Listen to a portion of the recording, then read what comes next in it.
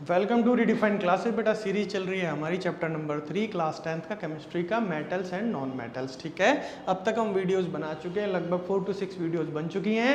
और अब जो नेक्स्ट हम जो पढ़ाने जा रहे हैं वो क्या पढ़ाने जा रहे हैं बेटा, क्वेश्चन आंसर कर लेते हैं। ठीक है, इन टेक्स्ट एक्सरसाइज 1 जो यानी कि आपकी टेक्स्ट बुक में चैप्टर के अंदर जो एक्सरसाइज दे रखी होती है वो एक्सरसाइज नंबर 1। ठीक है, क्वेश्चन पहला कौन सा है, देखो ध्यान से। Give an example of metal which is liquid at room temperature. बहुत ही टफ क्वेश्चन है भाई, बहुत ही टफ क्वेश्चन है। कैन बी, सेकंड क्या है, can be easily cut with a knife. और थर्ड क्या है, is the best conductor of heat और is a poor conductor of heat. इसके आंसर दे दो आप, बहुत ही सिंपल है। ठीक है, देखो metal that exist in liquid state eight room temperature, mercury. बोलो, ये बोलो कि नहीं पता था, पता है, बताया है पहली वीडियोज में। Metal that can be easily cut with knife, sodium, ये भी आपको पता है। Metal that is best conductor of heat, ये भी बिल्कुल बिल्कुल आपको पता है, silver. Metal that are poor conductors of heat, mercury and lead. ठीक है, मिल गया आंसर, कोई बड़ी बात नहीं। चलिए अब आ जाते हैं सेकंड क्वेश्चन। सेकंड क्वेश्चन क्या है, देखो ध्यान से। Explain the meanings of malleable and ductile. ठीक है, मेलेबल एंड डक्टाइल, बहुत ही ये भी बड़ा मुश्किल क्वेश्चन है।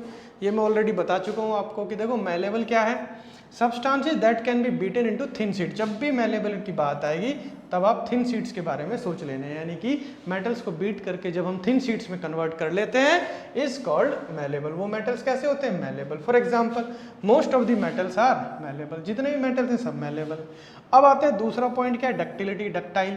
Substance that can be drawn into thin wires. जब भी डक्टिलिटी की बात आती है तो थिन वायर्स के बारे में सोच लेना। ठीक है, यानी कि मैं लिखूंगा यहाँ पर, अगर मेलेबल अगर मैंने लिख दिया और यहाँ पर लिख दिया क्या, डक्टाइल, तो यहाँ पर बात करेंगे आप थिन शीट्स की।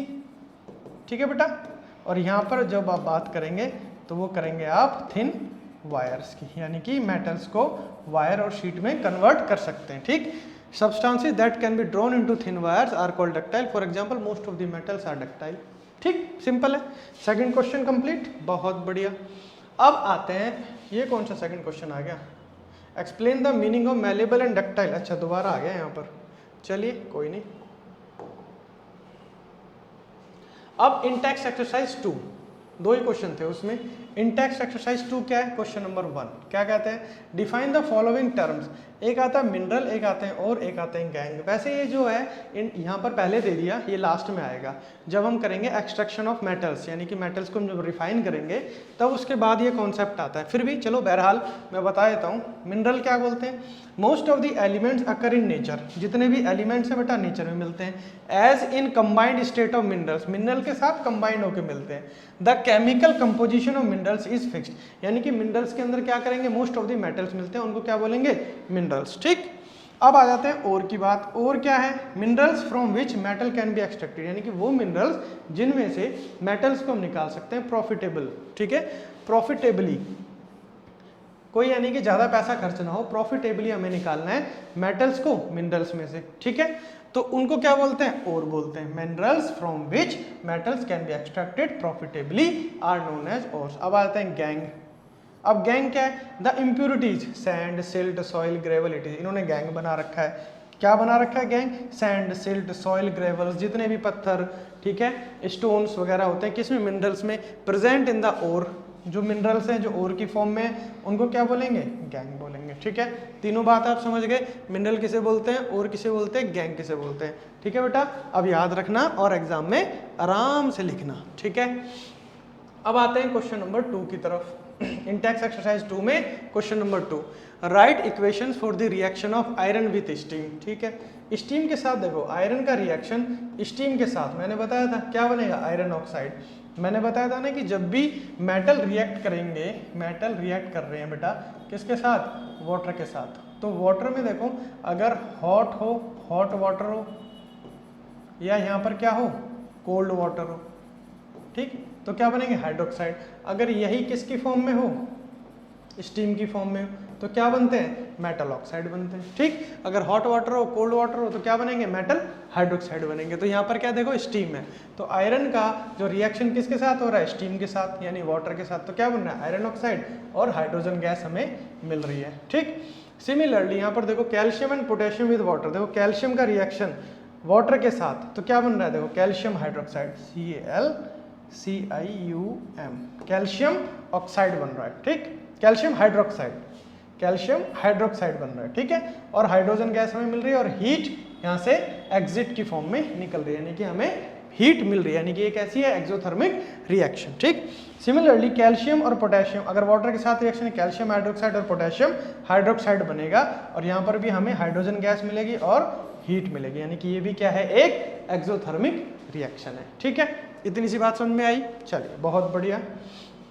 अब देखो question number 3, samples of 4 metal, 4 metal ले रखे हैं ABCD, 4 मेटल ले लिए, were taken and added to the following solution 1 by 1। देखो कौन सा सॉल्यूशन है, यहाँ आयरन सल्फेट है, यहाँ कॉपर सल्फेट है, यहाँ जिंक सल्फेट है, यहाँ सिल्वर नाइट्रेट है, ठीक है। ये कॉन्सेप्ट है किस बेसिस पे, रिएक्टिविटी सीरीज और एक्टिविटी सीरीज की बेसिस पे ये कॉन्सेप्ट है, ठीक।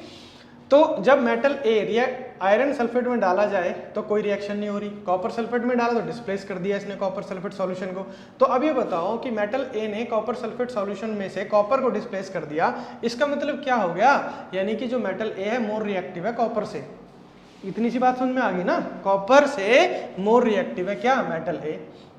यहाँ कोई रिएक्शन बता नहीं रखी, यहाँ पे नहीं बता रखी। सिमिलरली बी जो है मेटल आयरन सल्फेट में से आयरन को डिस्प्लेस कर रहा है, देखो डिस्प्लेसमेंट, ठीक है। इसका मतलब क्या हो, जो मेटल बी है वो आयरन से ज़्यादा रिएक्टिव है। यहाँ पर कोई रिएक्शन नहीं बता नहीं रखी, यहाँ पर भी कोई रिएक्शन नहीं है। इसका मतलब जो मेटल बी है और जिंक है, जिंक क्या है, देखो मेटल बी क्या मोर रिएक्टिव है आयरन से, ठीक है। लेकिन जो मेटल बी है वो क्या है, लेस रिएक्टिव है जिंक से। Zinc sulphate already more reactive बना हुआ है, तो इसलिए लेस रिएक्टिव है तो वो कोई रिएक्शन होगी नहीं, यही तो समझा रहा था मैं अभी, ठीक है। Use the table above to answer the following questions. क्या है कि metal ABCD which is the most reactive metal, ABCD में से मोस्ट रिएक्टिव कौन है, ठीक है। What would you observe if B is added to a solution of copper sulfate, यानी कि B कॉपर सल्फेट में डालते तो क्या होता। Arrange the metal ABCD in order of decreasing reactivity, ठीक है। आगे ना बात, तो किसकी बात है, ये रिएक्टिविटी सीरीज के ऊपर ये क्वेश्चन बेस्ड है, ठीक है। तो देखो एक्सप्लेनेशन समझ लो, यहाँ पर सिंपल सी बात है, आप समझ लोगे, मुझे पता है समझदार बच्चे हो। मेटल ए रिएक्टर है FeSO4 के साथ, कोई रिएक्शन नहीं है, यानी कि देखो नजर आ गया कि जो ए है वो लेस रिएक्टिव है देन आयरन से, इसीलिए तो डिस्प्लेस नहीं कर पाया, तो इसलिए कोई रिएक्शन होगी नहीं। सिमिलरली देखो मेटल ए CuSO4 डिस्प्लेसमेंट कर दी, यानी कि A is more reactive than copper, यही मैंने बताया आपको। अब यहाँ पर देखो बी में देखो B FeSO4 डिस्प्लेसमेंट, ठीक है। तो जी B क्या है, B is more reactive than iron, तभी तो डिस्प्लेसमेंट किया, तभी तो डिस्प्लेस किया। B ZnSO4 के साथ कोई रिएक्शन नहीं, यानी कि जो B है वो लेस रिएक्टिव है, किसके साथ, जिंक के कंपैरिजन में लेस रिएक्टिव, इसलिए डिस्प्लेस नहीं कर पाएगा, ठीक। अब आ जाते हैं यहाँ पर देखो C FeSO4 no reaction, C less reactive है आयरन से, यहाँ पर भी no reaction, C less reactive है कॉपर से। C ZnSO4 no reaction, C is less reactive than zinc. C AgNO3 displacement, यानी कि C जो है मोर रिएक्टिव है किसके साथ, सिल्वर के, सिल्वर से जब कंपैरिजन करेंगे तो मोर रिएक्टिव है। इतनी सी बात समझ में आ गई। अब देखो D FeSO4 CSO4 ZnSO4 AgNO3 के साथ कोई रिएक्शन नहीं है, यानी कि D सबसे ज्यादा लेस रिएक्टिव है, सबसे कम रिएक्टिव है, ठीक है, clear. D is less reactive than iron, copper, zinc और सिल्वर, आयरन से, कॉपर से, जिंक से और सिल्वर से, ठीक है। From the above equation we obtain, इतनी सी बात समझ में आ गई। तो सबसे ज्यादा देखो जिंक मोस्ट रिएक्टिव मेटल, फिर आते हैं बी, फिर आयरन, फिर ए, फिर कॉपर, फिर ये सी मेटल, फिर आ गया Ag और फिर आ गया यहाँ पर डी मेटल, ठीक है। अरेंज कर दिया, यहाँ पर Cu है, यहाँ पर A है, यहाँ पर आयरन है, यहाँ पर है B और यहाँ पर है Zn। क्लियर, इतनी सी बात समझ में आई, यस और नो। तो ठीक है, तो मोस्ट रिएक्टिव कौन सा हो गया बेटा, जिंक। जिंक क्या है, मोस्ट रिएक्टिव है, ठीक। B is the most reactive metal, यानी कि ABCD में अगर हम कंपैरिजन करें A, B और C और D, देखो B कहाँ पर है, देखो ये रहा B, ठीक है। तो B क्या है, मोस्ट रिएक्टिव है, ठीक है। ये क्या है, मोस्ट रिएक्टिव ABCD में से, बस क्लियर। वैसे मोस्ट रिएक्टिव कौन सा होता है, पोटेशियम, ये मैंने किस में बताया था, रिएक्टिविटी सीरीज में बताया था, ठीक। Second, if B is added to solution of copper sulphate, किस में रखेंगे हम, कॉपर सल्फेट सॉल्यूशन में, ठीक है। B देखो, B यहाँ पर है, कॉपर यहाँ पर है, कॉपर सल्फेट सॉल्यूशन में रखेंगे तो ऑब्वियस है कॉपर को क्या कर देगा, डिस्प्लेस कर देगा, क्योंकि ये टॉप पे है, ये नीचे है, ये मोर रिएक्टिव, ये लेस रिएक्टिव, ठीक है। Then it would displace copper, ये लिखा हुआ है, ठीक है। चलिए बहुत बढ़िया।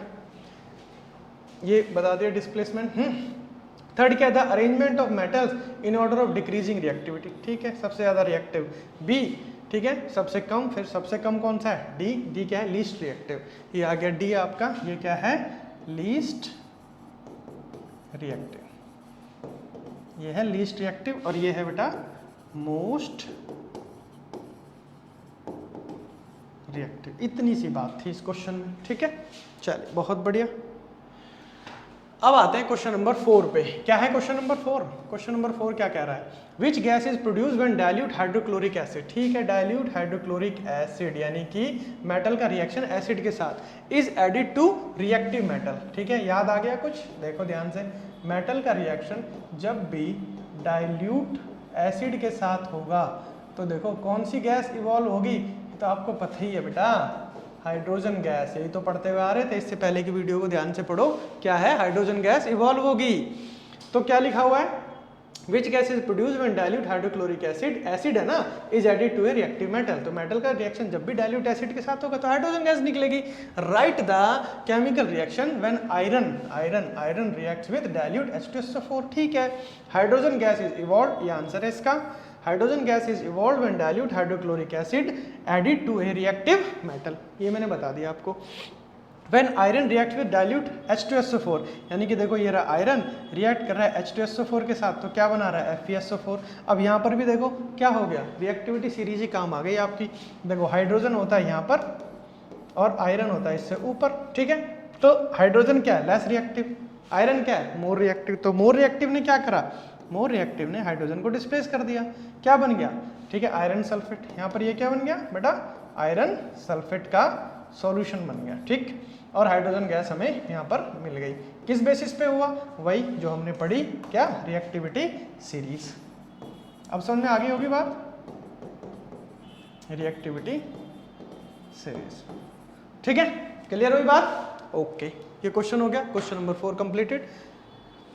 अब उसके बाद आते हैं क्वेश्चन नंबर 5 की तरफ, ठीक है, क्वेश्चन नंबर 5 क्या कहता है, what would you observe when zinc is added to solution of iron, यानी कि देखो जिंक का रिएक्शन हो रहा है किसके साथ, आयरन सल्फेट के साथ, ठीक है, यानी कि जिंक है और फिर क्या है, FeSO4, ठीक है, write the chemical reaction that takes place, ठीक है, zinc is more reactive, zinc क्या है, मोर रिएक्टिव है, यानी कि जब भी आप रिएक्टिविटी सीरीज लिखोगे तो उसमें आयरन यहाँ पर आएगा और Zn उससे ऊपर आएगा, यानी कि जिंक क्या है, मोर रिएक्टिव है। तो जिंक ने क्या करा, देखो जिंक ने कुछ नहीं करा, आयरन को डिस्प्लेस कर दिया, तो क्या बन गया यहाँ पर, जिंक सल्फेट, ठीक है, देखो zinc is more reactive than iron, therefore if zinc is added to a solution of iron sulphate then it would displace iron from the solution, और आयरन हमें यहाँ पर मिल गया, ये क्या बन गया, जिंक सल्फेट का सॉल्यूशन मिल गया हमें, ठीक है, कोई दिक्कत तो नहीं है, सब किस बेसिस है, रिएक्टिविटी सीरीज और एक्टिविटी सीरीज पे, तो बेटा इसको लर्न कर लेना अच्छे से। तो जो अगला टॉपिक है वो है हमारा क्या, how do metals and non metals react, ठीक है, नई बात है, देखो मेटल्स और नॉन मेटल का रिएक्शन कैसे होता है, ठीक है, मेटल का रिएक्शन क्लोरीन के साथ, मेटल का रिएक्शन हाइड्रोजन के साथ, यही सब हम पढ़ेंगे, ठीक है, तब तक के लिए बढ़ते रहो आगे, जय श्री राधे, ठीक है, बढ़ते रहो आगे, जय श्री राधे, ठीक, thank you for watching redefine classes.